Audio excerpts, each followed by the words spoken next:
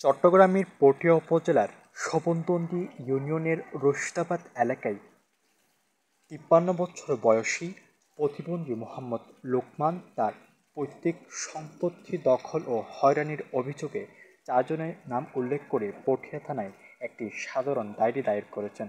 আমি মোহাম্মদ লোকমান, রশিদাবাদ ১ নম্বর ওয়ার্ড, আব্দুল রাজ্জাক কাজী বাড়ি। সাধারণ ডায়েরির অভিযোগে লোকমান জানান, গত ২৩ মে বিকাল ৩টার দিকে তার পৈতৃক সম্পত্তির সামনে কিছু ব্যক্তি এসে নির্মাণ কাজ শুরু করেন। এতে বাধা দিলে তারা তাকে অশ্লীল ভাষায় গালিগালাজ করেন এবং নির্মাণ কাজ বন্ধ করতে বলেন। এক পর্যায়ে তারা প্রাণনাশের হুমকিও দেন। ১৯৯৩ সালে অন্ধ।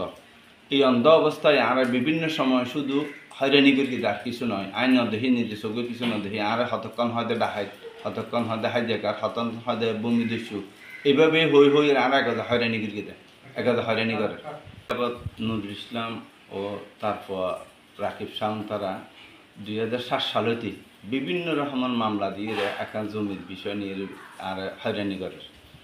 এই পর্যন্ত শত শত মামলা কোর্টের রায়ও আই পায় এবং অনেকবার টানা তো বৈঠক হই, চেয়ারম্যান সাহেবের বৈঠক হই, এমনকি আর্মির এটা পর্যন্ত বৈঠক হই, হন কিছু না মানে আর শুধু মিথ্যা মামলা দিয়ে আর হয়রানি করে। আর পুলিশের ভয় লাগায়, আর্মির ভয় লাগায়। আর সবসময় তুলিলে যেগুলো হয় আইন অসহায় আত্মা কেউ নেই, আর গর্বের দায় একমাত্র মহত্ব, আর সহযোগিতা করিবার কেউ নেই। আর যারা সহযোগিতা করিবার লাগিয়ে ইতারারও মিথ্যা মামলা দেয়, সন্ত্রাসী বিলে হই, ডাহাত বিলে হই এরা। আর বিভিন্ন সময় এগাদা মামলা দিয়ে এটা হয়রানি করে।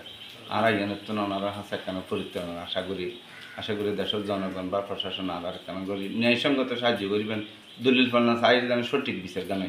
আর এখানে ওনারা হাসা আশা করি। আসসালামু আলাইকুম।